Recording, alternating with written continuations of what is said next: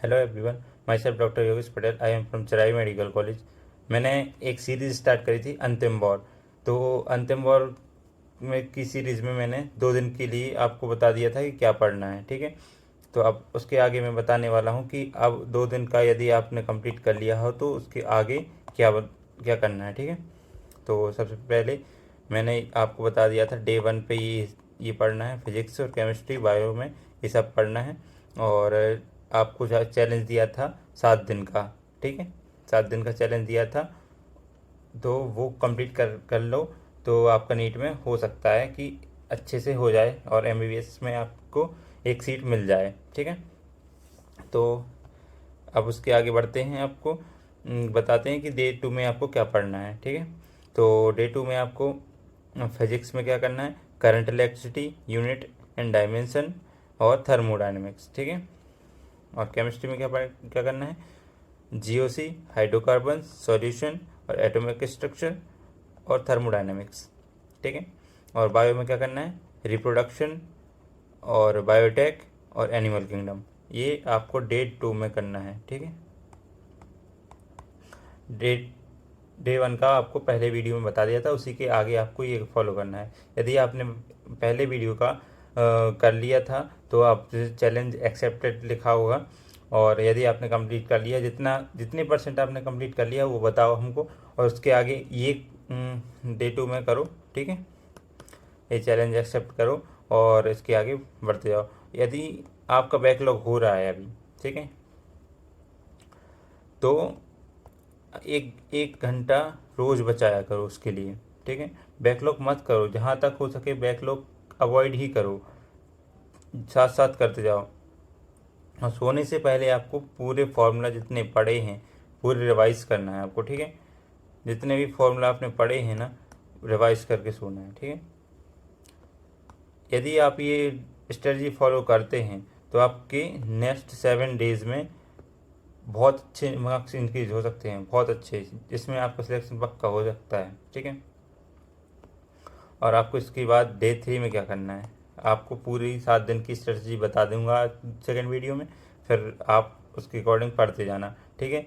और आपको comment section में बताना है कि कितने परसेंट सिलेबस हो गया है, पर डे हमको बताना है, ठीक है। उसके अकॉर्डिंग कुछ भी प्रॉब्लम होती है आपको तो वो भी आपको बताना है, मैं तुरंत सॉल्व करने की कोशिश करूँगा, ठीक है।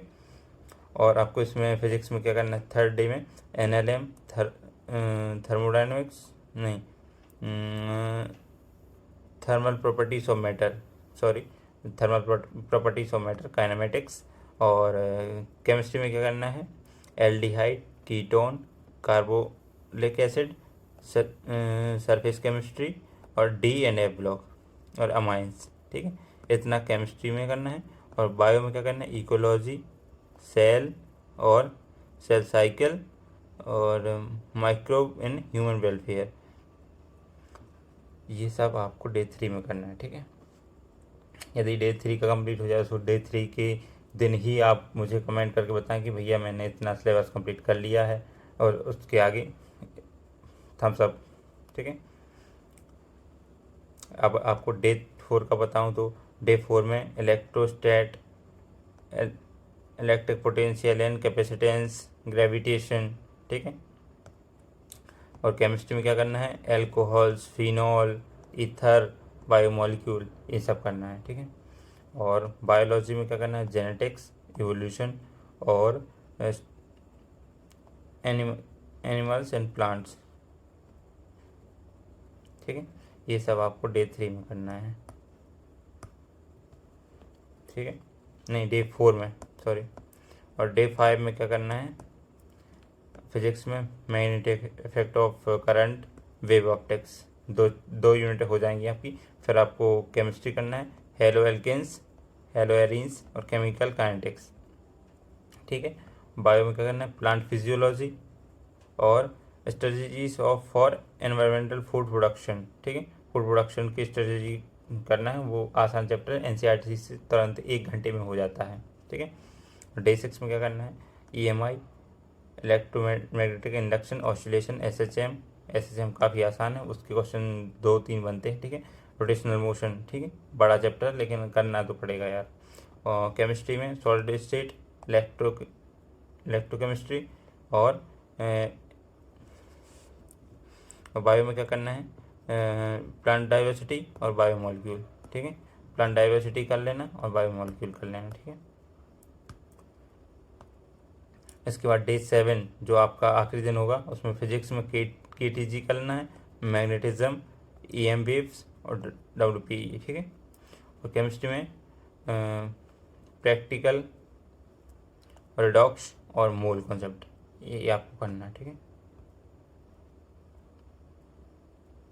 और बायो में क्या करना है आपको, बायो में इस दिन जो आपका बैकलॉग हुआ है वो करना है। ठीक है, आपका जो बैकलॉग हुआ है बायो के लिए थोड़ा टाइम बचा के रखना, तो आप एक बार फिर से जितना बैकलॉग हुआ है बायो का वो पूरा करके जाना है। ठीक है, चलो ऑल द बेस्ट बच्चों। और क्या बोलते हैं, अब इसके बाद आप पूरे इतना चैप्टर पढ़ के PYQ भी करते जाना साथ में, 5 साल की PYQ फिजिक्स में, 5 साल की केमिस्ट्री में और 10 ईयर के बायो में। ठीक है, ये करना है आपको। इसके बाद एक मॉक टेस्ट देना है आपको, लास्ट मॉक टेस्ट या कहीं से भी दे दो, LN का दे दो या PW का दे दो, कोई भी टेस्ट दे दो मॉक टेस्ट, आपके डेफिनेटली मार्क्स इंक्रीज होंगे।